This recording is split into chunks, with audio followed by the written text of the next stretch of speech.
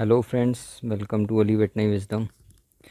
दोस्तों, transition feeding या transition cow management के बारे में आज हम इस वीडियो में बात करेंगे। डेयरी फार्मिंग मतलब एक ऐसा बिज़नेस है जो हमारी देश की एक अच्छी खासी पॉपुलेशन इसमें एंगेज्ड है। मतलब एग्रीकल्चर जो सेक्टर है, एग्रीकल्चर सेक्टर में अगर लाइव स्टॉक फार्मिंग को देखा जाए तो लगभग 14% या उससे भी ज़्यादा लोग डेयरी फार्मिंग में एंगेज्ड हैं। और आजकल का टाइम ऐसा आ रहा है कि लोगों ने पहले तो ये सब्सिडरी होता था कि खेती बाड़ी भी हो रही है और दो चार गाय भी रख ली, तो जो खेती से कुछ बचता था तो वो गाय को डाल दिया जाता था, उससे वो फार्मिंग चलती थी, तो उसमें ज़्यादा कॉस्टिंग वगैरह नहीं देखी जाती थी। लेकिन आज के टाइम में क्या हो गया है कि मतलब डेयरी फार्मिंग एक पूरा व्यवसाय बन चुका है। मतलब उसे फुल टाइम किया जाता है, तो फुल टाइम एम्प्लॉयमेंट की तरह किया जाता है। तो जब फुल टाइम एम्प्लॉयमेंट की तरह किया जा रहा है तो इसमें जाहिर सी बात है इन्वेस्टमेंट्स भी होते हैं। तो हैवी इन्वेस्टमेंट्स के बाद ये आ, जो काम है ये शुरू किया जाता है। तो इसमें गाय आती हैं, महंगी महंगी काउज़ होती हैं, उनके शेड्स महंगे महंगे बनते हैं। मतलब 15-20 लाख रुपए तो कहीं पता ही नहीं चलेगा अगर आप डेयरी फार्मिंग करने लगेंगे तो इस वजह से इसमें बहुत सारे फैक्टर होते हैं। एक पूरी की पूरी मैंने ट्रेनिंग इसमें पिछले साल की थी।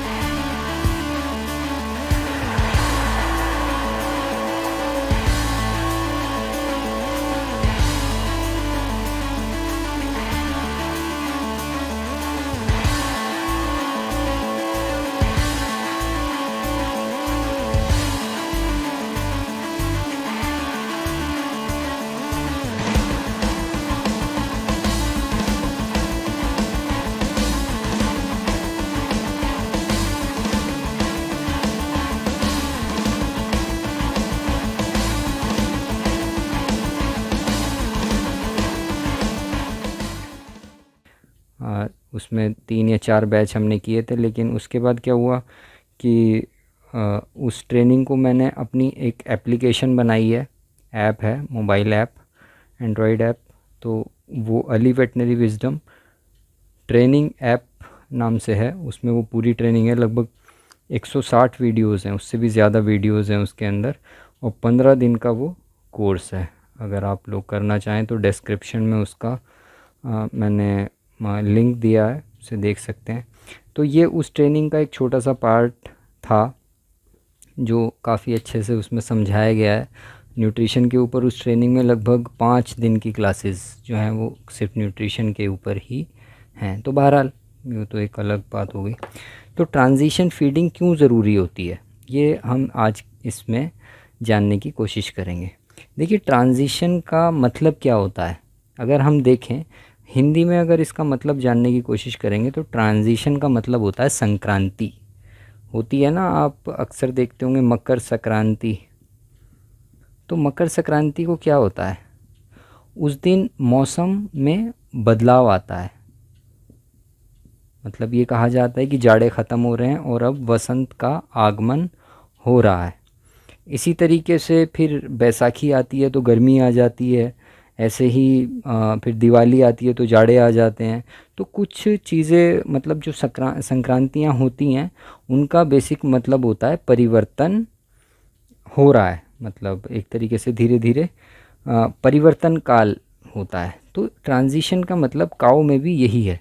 वो अपनी बॉडी के उसकी बॉडी के अंदर कुछ बदलाव आते हैं। होता क्या है कि गाय को हम पालते हैं मतलब दूध के लिए। दूध कब होगा, जब बच्चा पैदा होगा, बछड़ा पैदा होगा या बछिया पैदा होगी। तो जब मतलब वो प्रेग्नेंट हो जाती है काऊ, तो धीरे धीरे क्या होता है, यहाँ पर उसने मान लीजिए काविंग हुई 0 पर, तो धीरे धीरे मिल्क प्रोडक्शन बढ़ना शुरू होता है। तो यहाँ पर वो एनिमल नॉन प्रेग्नेंट रहता है। एक टाइम ऐसा आता है 2 या 3 महीने के बीच में कि वो दोबारा हीट में आता है, उसे प्रेग्नेंट करा दिया जाता है। तो वो प्रेग्नेंट हो जाता है, दूध प्रोडक्शन बढ़ा रहता है, धीरे धीरे डाउन आता है, डाउन आते आते वो बिल्कुल काऊ ड्राई स्टेज में पहुंच जाती है। मतलब यहाँ पर उसका दूध सूख जाता है और उसका ड्राई पीरियड शुरू हो जाता है। तो ये ड्राई पीरियड के अंदर उस काऊ में दूध सूख चुका है, बच्चा बहुत तेज़ी से उसके पेट में बढ़ रहा है, तो उसके अंदर कुछ बदलाव आते हैं, कुछ फिज़िकल बदलाव आते हैं, कुछ बायोकेमिकल बदलाव आते हैं। उन सब बदलावों की वजह से काऊ बहुत ज़्यादा स्ट्रेस में आ जाती है, क्योंकि अभी वो दूध नहीं दे रही है, ड्राई पीरियड में दूध नहीं दे रही है, लेकिन बच्चा उसके पेट में है। ठीक है। फार्मर भी इस वजह से उस पर ज़्यादा ध्यान नहीं देते हैं, क्योंकि उससे कोई इनकम जनरेट उस टाइम नहीं हो रही होती है, और उन्हें जब इनकम जनरेट नहीं हो रही है तो उसके ऊपर इन्वेस्टमेंट भी नहीं किया जाता है। तो वो ड्राई पीरियड के बाद जब उसके पेट में बच्चा होता है तो दोबारा काविंग का समय आता है। जब काविंग का समय आता है तो उसकी जो रिक्वायरमेंट्स होती हैं बॉडी की, वो तुरंत से बदल जाती हैं। इस टाइम रिक्वायरमेंट इतनी नहीं होती है न्यूट्रिशन की, लेकिन यहाँ पर न्यूट्रिशन की रिक्वायरमेंट बहुत ज़्यादा बढ़ जाती हैं काविंग के बाद, क्योंकि उसे दूध प्रोड्यूस करना होता है। तो जब दूध उसे प्रोड्यूस करना है, उसे प्रॉपर न्यूट्रिशन नहीं मिलता है अगर, तो एनिमल में क्या होता है कि तरह तरह की प्रॉब्लम्स और बीमारियां हमें देखने को मिलती हैं। ये कहा जाता है कि जो 80% बीमारियां हैं, डिजीज़ हैं, वो at the time of calving हमें देखने को मिलती हैं या मिलते हैं। तो ये वाला जो पीरियड है, इसमें हमें बहुत क्रिटिकल रहना पड़ता है, इसी वजह से, क्योंकि उसमें जो बदलाव आ रहे हैं उन बदलावों को कम से कम किया जा सके, काऊ को अडेप्टेबल बनाया जा सके, उसे उस बदलाव के लिए उसे मदद की जाती है। इसी वजह से हम ट्रांजिशन काऊ मैनेजमेंट करते हैं। लोग क्या समझते हैं कि ट्रांजिशन काऊ मैनेजमेंट का मतलब है कि ट्रांजिशन फीड हमने एनिमल को खिला दी और बस हमारा काम हो गया।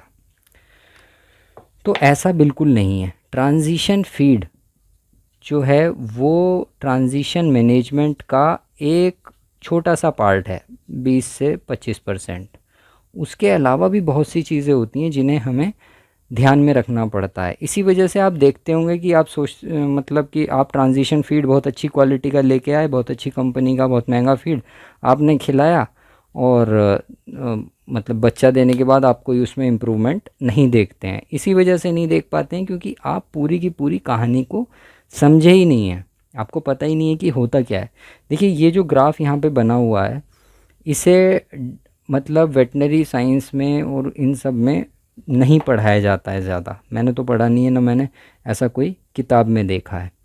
थोड़ा बहुत कई बुक्स में लिखा है, लेकिन ये सिलेबस का पार्ट नहीं होता है।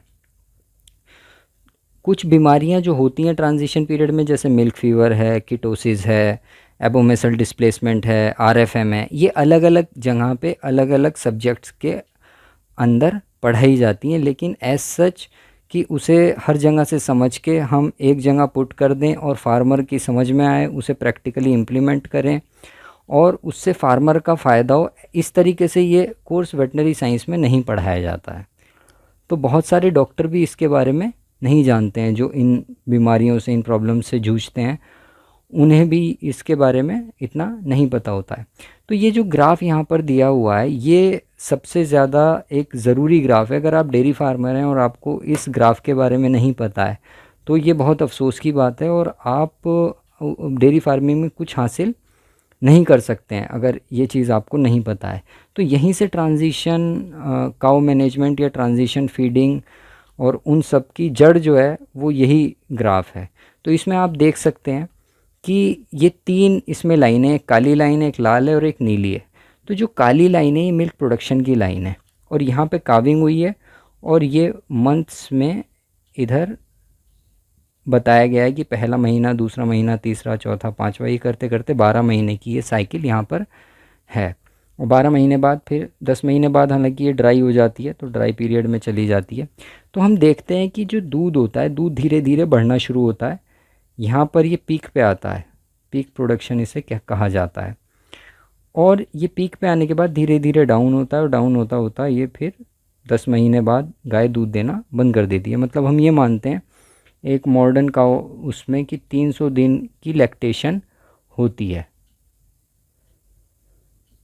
ठीक है, तो 10 महीने 11 महीने इतने की लैक्टेशन होती है। ये पीक पीरियड होता है, पीक के बाद ये धीरे धीरे नीचे आने लगता है। दूसरी लाइन क्या दर्शाती है, नीली वाली, तो जैसे जैसे दूध बढ़ रहा होता है वैसे वैसे वेट घट रहा होता है, और तीसरे चौथे महीने तक आते आते ये इतना घट जाता है कि इसके बाद फिर सेकंड स्टेज शुरू हो जाती है। ये फर्स्ट स्टेज है, ये सेकंड स्टेज है, और ये थर्ड स्टेज है ऑफ लैक्टेशन। ठीक है, first trimester, second trimester, third trimester. तो बॉडी वेट घटने लगता है। उसके बाद जब दूध कम होने लगता है तो बॉडी वेट फिर बढ़ने लगता है। बढ़ते बढ़ते एक स्टेज पे आता है, फिर लेट लैक्टेशन में काफ़ी ज़्यादा बढ़ता है, और फिर वहीं पे आ जाता है जहाँ पर ये पहले था, बशर्ते आपने उसकी फीडिंग अच्छी की हो। इसके बाद क्या होता है कि तीसरी जो लाइन है ये हमें दर्शाती है, काली ये जो लाल लाइन है ये हमें दर्शाती है कि पशु चारा कितना खा रहा है। डीएमआई का मतलब है ड्राई मैटर इनटेक। अगर आपको ड्राई मैटर के बारे में नहीं पता है तो आप मेरी कोई वीडियो देख सकते हैं, उसमें मैंने बताया है किसी को, काफ़ी सारी वीडियोस में। तो डीएमआई जो पशु चारा खाता है वो इतना नहीं होता कि वो मिल्क प्रोडक्शन को पूरा कर सके। मतलब उसका खाना इतना नहीं वो खा पाता है, उसके पेट में जगह नहीं होती है, उसका बॉडी इस तरीके से तैयार नहीं होती है कि वो ज़्यादा दाना चारा खा सके। तो बॉडी को रिक्वायरमेंट ज़्यादा है, मतलब दूध के अंदर न्यूट्रिएंट्स ज़्यादा निकल रहे हैं, मिल्क के लिए न्यूट्रिएंट्स ज़्यादा चाहिए, लेकिन वो इतना खा ही नहीं रहा है, डीएमआई उसकी डाउन है। तो एक गैप बन जाता है। तो ये जो गैप होता है ये कहलाता है नेगेटिव एनर्जी बैलेंस, इसे हम नैब कहते हैं। तो ये नैब तो जो मॉडर्न काउज़ हैं वो इस नैब को एक तरीके से एडजस्ट करने के लिए बनी है। मॉडर्न काउज़ एक तरीके के मतलब साइंस के चमत्कारों में से एक है। आजकल की जो गाय है आप देखते हैं ऐसे ही सड़कों वड़कों पे भी फिरती रहती है, क्योंकि उसका इस तरीके से मैनेजमेंट नहीं किया गया। अगर आप प्रॉपर इस तरीके से मैनेजमेंट करेंगे तो कोई भी सड़क चलती हुई गाय के अंदर इतना पोटेंशियल है आज के टाइम में कि वो कम से कम 30 लीटर दूध दे सकती है। बिल्कुल मैं ये बात मतलब दावे से कह रहा हूँ, क्योंकि जब से मैंने ट्रेनिंग शुरू की, ट्रेनिंग से पहले से भी 3-4 सालों से इस चीज़ को मैं पढ़ रहा था, और फार्मर जो मुझे मतलब मेरे कांटेक्ट में रहते हैं और फॉलो करते हैं इंस्ट्रक्शंस को, उनके साथ भी मैंने इस चीज़ को आजमाया है। तो कोई भी सड़क चलती गाय के अंदर इतना पोटेंशियल है कि वो 30 लीटर तक कम से कम दूध दे सकती है। और आज भी जो लोग ट्रांजिशन मैनेजमेंट प्रॉपर इस तरीके से कर लेते हैं जैसा यहाँ पर मैं बता रहा हूँ, तो अगर उनके यहाँ 30 लीटर वाली मतलब एनिमल है तो उससे कम से कम 42 से 45 लीटर तक लिया जा सकता है। लेकिन ऐसा नहीं हो सकता कि आपने मुझे कॉल किया या व्हाट्सएप किया कि सर हम कैसे दूध बढ़ाएं, तो मैंने आपको बीच में से ही उसे बता दिया और आपने 30 लीटर का 40 लीटर कर लिया। उसके लिए फिर मैं वही कहूँगा कि कोई फीड नहीं, अगर कोई कह रहा है कि मैं फीड से इतना दूध बढ़ा दूंगा तो झूठ बोल रहा है। ना कोई ऐसा प्रोडक्ट बना है कि वो गाय के दूध को इतना ड्रास्टिकली बढ़ा सके। हाँ, मैनेजमेंट अगर आप करें पहले दिन से लेकर, जब डे 1 में उसकी काविंग होती है उससे लगभग 1 महीना पहले से अगर आपको वो गाय मिल जाती है तो आप उसके साथ इतना अच्छा मैनेजमेंट कर सकते हैं, ट्रांजिशन काउ मैनेजमेंट कर सकते हैं। ट्रांजिशन फीडिंग उसी का पार्ट होती है। तो वहाँ पे हम एनिमल को, अगर उसने पिछली जो पीक प्रोडक्शन है अगर उसने 40 लीटर दिया है तो आप उसे 50 लीटर तक कर सकते हैं। मैंने कई मतलब ऐसी काउस का भी न्यूट्रिशन बनाया है, फॉर्मुलेशन बनाया है जो पीडीएफए वगैरह में जिन्होंने 90-90 लीटर तक दूध दिया है, 80-80 लीटर तक दूध दिया है।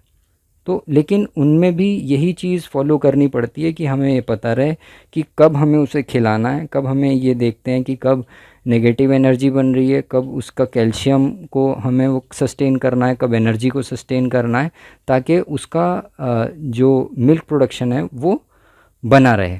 तो जो मैं मॉडर्न काउस की मैं बात कर रहा था वो इसी तरीके से या इसी तरह से हमें हमें उसे देखना होता है। तो अगर यहाँ पर एनर्जी ना मिले मतलब या कम हो जाए, अब वो दाना चारा तो खा नहीं रही है क्योंकि उसके अंदर कैपेसिटी नहीं है। क्यों कैपेसिटी नहीं है? जब धीरे धीरे करके एनिमल प्रेग्नेंट होता है और उसके अंदर जो काफ होता है वो बढ़ने लगता है, तो जो एनिमल का पेट होता है उसके अंदर दो पार्ट होते हैं। इधर तो मान लीजिए यूट्रस है और इधर उसका र्यूमेन है। अब पेट में तो उतनी जगह है ना, गाय तो उतनी बड़ी है, मान लीजिए अगर हमारी 500 किलो की गाय है तो उतनी बड़ी है। तो धीरे धीरे करके जो काफ है वो इसके अंदर बड़ा होगा, तो वो कहाँ पे धक्का लगाएगा, किस चीज़ को दबाएगा? जाहिर सी बात है र्यूमेन को दबाएगा, र्यूमेन के ऊपर प्रेशर लगाएगा और धीरे धीरे बड़ा होता चला जाएगा। मतलब सोचिए कि एक 40 किलो का, 35 किलो का, 40 किलो का काफ उस छोटी सी जगह में पनप रहा होता है ना। तो वो र्यूमेन के ऊपर धक्का लगाता है तो र्यूमेन या उसका पेट जो है वो धीरे धीरे छोटा होता चला जाता है। वो एक टाइम आके इतना छोटा हो जाता है और काफ काफ़ी बड़ा हो जाता है। मान लीजिए जब वो 9 मंथ की प्रेग्नेंट होती है तो वो र्यूमेन के ऊपर बहुत दबाव लगाता है। तो र्यूमेन की जो कॉन्ट्रैक्टिबिलिटी है, जो वो एक तरीके से संकुचित होता है, डाइजेस्ट करता है, उसके अंदर ह्यूमन पेपिला होते हैं, उसका स्ट्रक्चर होता है, वो सब कुछ दब जाता है और उसका डाइजेशन काऊ का बहुत कम हो जाता है। तो ऐसे में जब उसका डाइजेशन नहीं हो रहा है प्रॉपर, वो कॉन्ट्रैक्ट नहीं हो पा रहा है, तो पशु दाना चारा खाना कम कर देता है। तो इसको हमें अडेप्ट कराना होता है, क्योंकि जैसे ही ये काविंग होगी, यहाँ पे काविंग हो जाएगी, अब जैसी काविंग हुई तुरंत वो तो निकल गया काफ। अब लेकिन र्यूमन तो एकदम अपनी स्टेज में नहीं आएगा ना जैसा पहला था, वो उसे आते आते टाइम लगता है। और कुछ और भी वजहें होती हैं जिनकी वजह से ये खाना पीना छोड़ देता है एनिमल। जैसे कैल्शियम की कमी हो जाती है, एनर्जी की कमी हो जाती है, एस्ट्रोजन बहुत ज़्यादा होता है, उसकी वजह से इम्यून सिस्टम डाउन हो जाता है बॉडी का, है ना, इम्यून सेल्स एग्जॉस्ट हो जाती हैं।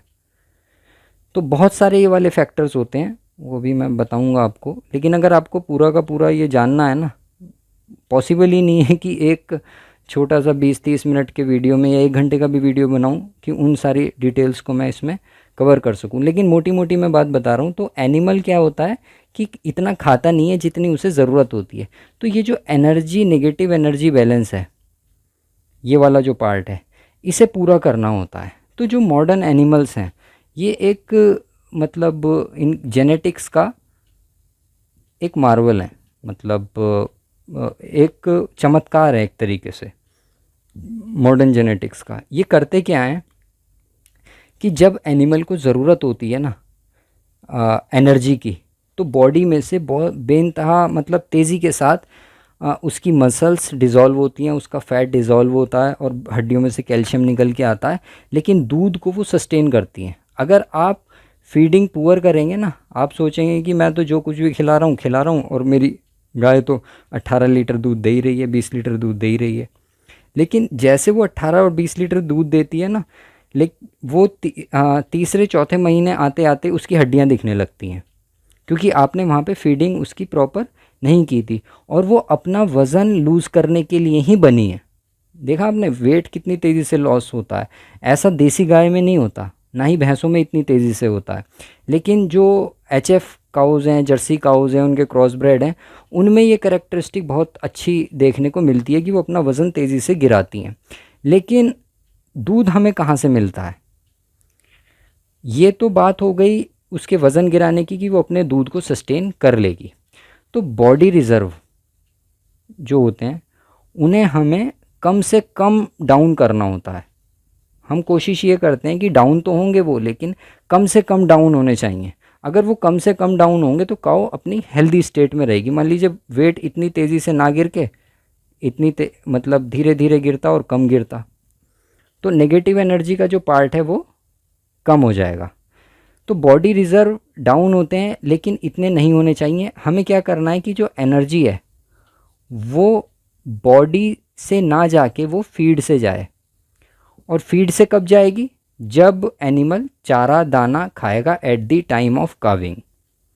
इस वजह से हमें ट्रांजिशन और मतलब फीडिंग की ज़रूरत होती है, ट्रांजिशन काउ मैनेजमेंट की ज़रूरत होती है कि at the time of calving animal की जो फीड इनटेक है वो भरपूर रहे। लेकिन ये इतना आसान नहीं है कि आपने उसके आगे दाना चारा डाल दिया और उसने खा लिया। एनिमल की भूख को बनाए रखना at the time of calving, यही सबसे बड़ा चैलेंज होता है ट्रांजिशन काउ मैनेजमेंट का। तो दो बातें होती हैं ट्रांजिशन की जब फीडिंग की हम बात करते हैं। एक तो बात ये होती है कि वो ट्रांजिशन फीड ऐसा हो कि एनिमल का बॉडी रिजर्व्स को मेंटेन करे, मतलब उसका वेट बना के रखे। सही है। और दूसरी बात ये होती है कि जो बॉडी के अंदर बदलाव आ रहे हैं या आने वाले हैं, कैल्शियम को लेके, एनर्जी को लेके, इम्यूनिटी को लेके।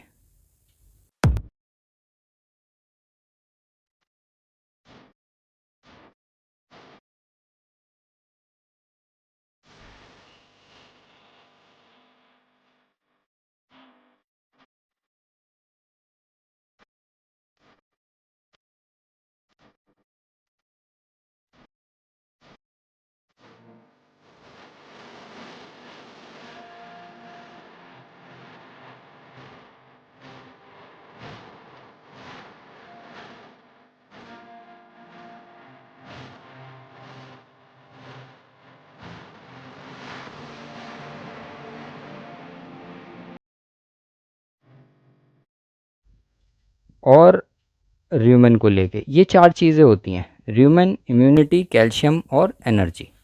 अगर इन चारों चीज़ों को आपने at the time of transition maintain कर लिया तो आपको फिर पूरी लैक्टेशन, मतलब सिर्फ इतना पार्ट में आप काम करें, 40-42 दिन आप मेहनत कर लें, उसकी फीडिंग अच्छी कर लें, उस पर ख़र्चा कर लें, और ये जो सारा का सारा टाइम है इसके बाद आप चारपाई पे बैठें और आपकी गाय आपको इतना दूध देगी जितना आपने सोचा भी नहीं होगा। इस टाइम को आप भुला दें, मतलब इसमें वर्क ना करें, पूरे के पूरे लैक्टेशन आप परेशान रहेंगे। ना वो कभी मेस्टाइटिस होगी, कभी रिटेन प्लेसेंटा होगा, कभी उसे मेट्राइटिस की प्रॉब्लम आएगी, कभी वो ग्याबन नहीं होगी, कभी बच्चा फेंक देगी, कभी एबॉर्शन होगा, कभी डिस्टोकिया होगा, मिल्क फीवर, कीटोसिस और दुनिया भर की चीज़ें। आपको समझ में ही नहीं आएगा कि आपने डेयरी फार्मिंग कर ली है या सरदर्दी मोल ले ली है। ठीक है। तो ये ज़रूरी होता है हमारे मतलब एनिमल्स के लिए कि हम at the time of calving उसका फीड इनटेक को बना के रखें और उसे बढ़ाने की कोशिश करें। जितना भी एनिमल खा रहा है उसे हम बढ़ाएं। तो हमें पता कैसे चलेगा कि कितना हमें एनिमल को देना है, क्या क्या उसकी रिक्वायरमेंट है। तो ये बात तो हमें पता ही है अब इस ग्राफ के ज़रिए से कि एनिमल नेगेटिव एनर्जी में तो रहता है, लेकिन कोशिश हमें ये करनी है कि ये नेगेटिव एनर्जी कम से कम उसमें जाए। और जितना जल्दी एनिमल फीड इनटेक को हासिल करेगा उतनी जल्दी वो उसमें पहुंच जाता है। तो ट्रांजिशन फीड में सबसे पहला जो पार्ट आता है वो आता है एनर्जी का। हमें ऐसी एनर्जी देनी होती है, मतलब जाहिर सी बात है लैक्टेशन में जो एनर्जी होगी वो ज़्यादा एनर्जी की रिक्वायरमेंट होती है, इस टाइम कम एनर्जी की रिक्वायरमेंट होती है। लेकिन एनर्जी कहाँ से आ रही है? जो हम उसमें मक्का, गेहूँ, चोकर, ये सब चीज़ें डाल रहे हैं उससे आती है एनर्जी। तो उसे ऐसा मेंटेन करना है कि र्यूमन हैबिचुअल हो जाए उस पर्टिकुलर फीड का या उस एनर्जी को मेटाबोलाइज करने का। ऐसा ना हो कि यहाँ पे तो आपने फीड दिया नहीं और जब लैक्टेशन में आया तो खूब सारा फीड देने लगे और र्यूमन में जाके उसका स्टेसिस हो गया, वो र्यूमन में जाके एक तरीके से सड़ने लगा, एसिडोसिस हुआ। एसिडोसिस मतलब आपने बहुत सारा उसे मान लीजिए दाना दे दिया, कल तक आप कुछ नहीं दे रहे थे और एकदम से आपने उसे गेहूँ, दलिया वलिया ये सब चीज़ें, गुड़ वुड़ सब देना शुरू कर दिया। उसके र्यूमन में एसिडिटी बनी, उसने सारे बैक्टीरिया मार दिए। अब वो एनिमल ने खाना दाना छोड़ दिया, वो प्रॉपर नहीं खा रहा है जितना उसे खाना चाहिए था। थोड़ा बहुत खाता रहता है लेकिन इतना वो नहीं खाता है। तो एनर्जी को सबसे पहले हमें इस पूरे उसमें मतलब लेके आना होता है, इतनी एनर्जी को कि वही हम फिर लैक्टेशन में उसे ट्रांसफ़र करेंगे। मतलब ट्रांजिशन फीड हमें ऐसा बनाना है कि वही इंग्रेडिएंट हम लैक्टेशन में रखें। फिर आती है प्रोटीन की बात। अच्छा, प्रोटीन को ये माना जाता है कि प्रोटीन एक बहुत लिमिटिंग फैक्टर है ट्रांजिशन काउज़ में, क्योंकि जो बछड़ा बढ़ रहा है वो उसे प्रोटीन की बहुत ज़्यादा रिक्वायरमेंट होती है। जो पेट के अंदर बछड़ा है जो इंक्रीज़ हो रहा है लास्ट के 2 महीने में, ये एक्सपोनेंशियल ग्रोथ होती है। मतलब 7 महीने की एज तक इसका वेट 10 किलो भी नहीं होता है टोटल, लेकिन वो जो 8वां 9वां महीना होता है उसमें ही 35 किलो का हो जाता है, इतनी तेज़ी से बढ़ता है। तो प्रोटीन की रिक्वायरमेंट बछड़े को बहुत होती है, लेकिन प्रोटीन हम कम कर देते हैं क्योंकि प्रोटीन वाला फीड होता है थोड़ा महंगा। तो वो बॉडी रिजर्व्स को बनाने के लिए भी प्रोटीन बहुत हमें ज़रूरी होता है। तो दूसरा पार्ट आता है प्रोटीन का, लेकिन इतना प्रोटीन नहीं होता जितना लैक्टेशन के उसमें होता है, ठीक है। फिर आती है इसमें कैल्शियम। कैल्शियम रिक्वायरमेंट यहाँ पर है क्योंकि होता क्या है कि काविंग हुई एकदम से कैल्शियम डाउन चला जाता है और मिल्क फीवर हो जाता है। अगर कैल्शियम की रिक्वायरमेंट होती है 8 से 12 या 10 मान लें मिलीग्राम पर डेसीलीटर, लेकिन अगर ये 4 से 6 है तो ये कहलाता है सब क्लिनिकल मिल्क फीवर। सब क्लिनिकल मिल्क फीवर अगर ये 4 से भी कम चला जाता है, जो कि 50% से भी ज़्यादा काउज में देखने को मिलता है, तो फिर उसमें हम कहते हैं इसे milk fever, clinical milk fever. और हर बार मिल्क फीवर में ज़रूरी नहीं है कि आपकी गाय बैठ जाए और वो अपना मुंह अपने फ्लैंक में डाल के बैठ जाए और आपको लगे कि मिल्क फीवर है, आप माइफेक्स चढ़ाएं। कभी आपको हर बार ये चीज़ देखने को नहीं मिलेगी। तो अगर 4 से 6 वाला भी है तो कैल्शियम काफ़ी डाउन चला जाता है, और कैल्शियम बहुत सी चीज़ों के लिए रिक्वायरमेंट मतलब कैल्शियम की रहती है। सिर्फ दूध में ही नहीं आ रहा है कैल्शियम। कैल्शियम बॉडी के मसल कॉन्ट्रैक्शन के लिए भी चाहिए, इंटेस्टाइन की मोटिलिटी के लिए भी चाहिए, जो थनों में जो कॉन्ट्रैक्शन हो रहा है, या जो स्फिंक्टर है, जो थनों का एक वो होता है ना जहाँ से दूध आता है, तो यहाँ पर कुछ मसल्स होती हैं। अगर कैल्शियम डाउन हो जाता है ब्लड में तो ये मसल्स कॉन्ट्रैक्ट नहीं रह पाती हैं, यहाँ से फिर बैक्टीरिया अंदर जाते हैं, मेस्टाइटिस कर देते हैं। ऐसे ही मेट्राइटिस में होता है कि वो जो फीटल मेम्ब्रेन होती हैं उनके अंदर इतनी एनर्जी नहीं बचती है, इतना कैल्शियम नहीं बचता है कि वो उसे बाहर फेंक सकें। तो कैल्शियम की एक रिक्वायरमेंट होती है, लेकिन कैल्शियम ट्रांजिशन फीड में डाला नहीं जाता या बहुत कम डाला जाता है।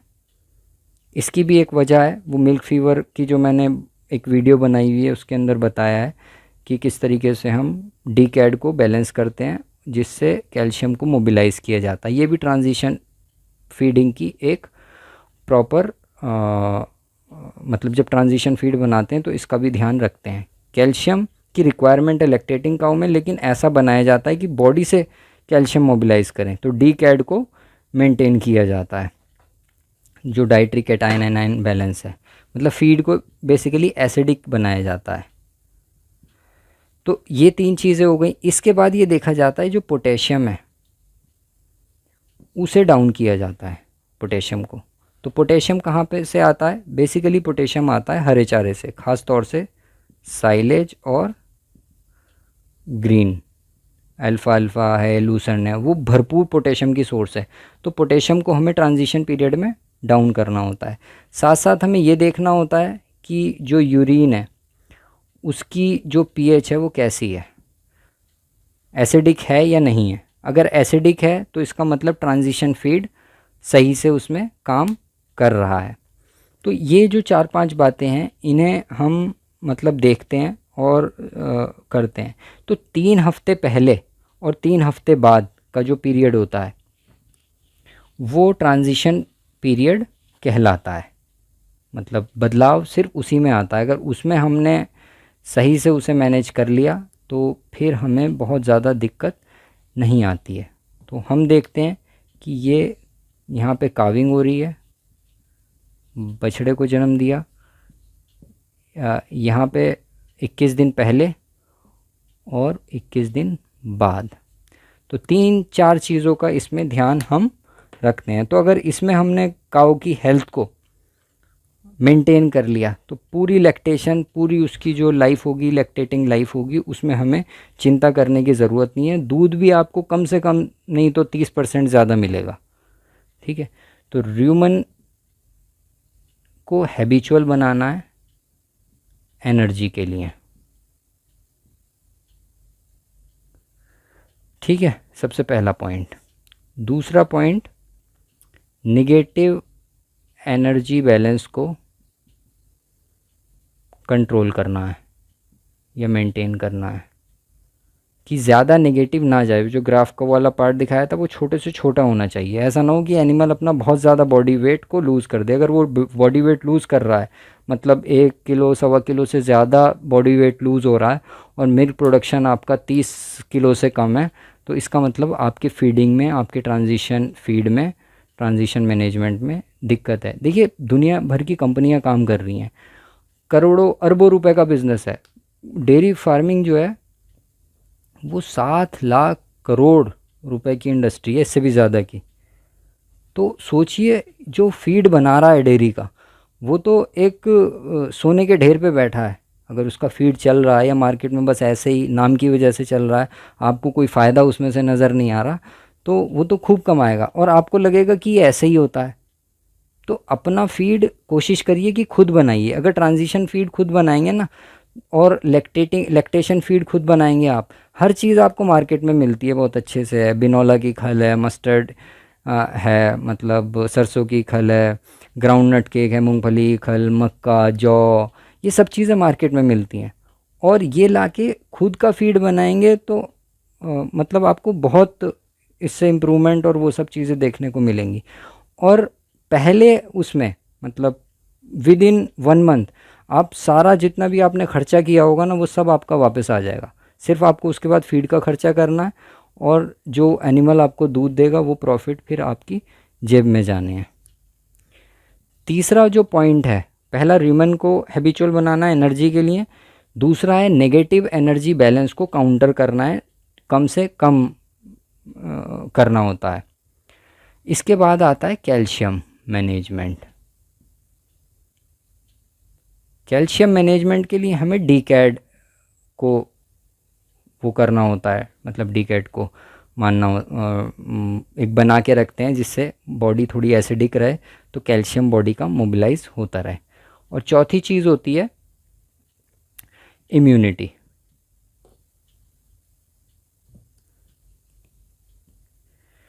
जैसे ही गाय बछड़ा देती है तुरंत इसका इम्यून सिस्टम धड़ाम से गिरता है।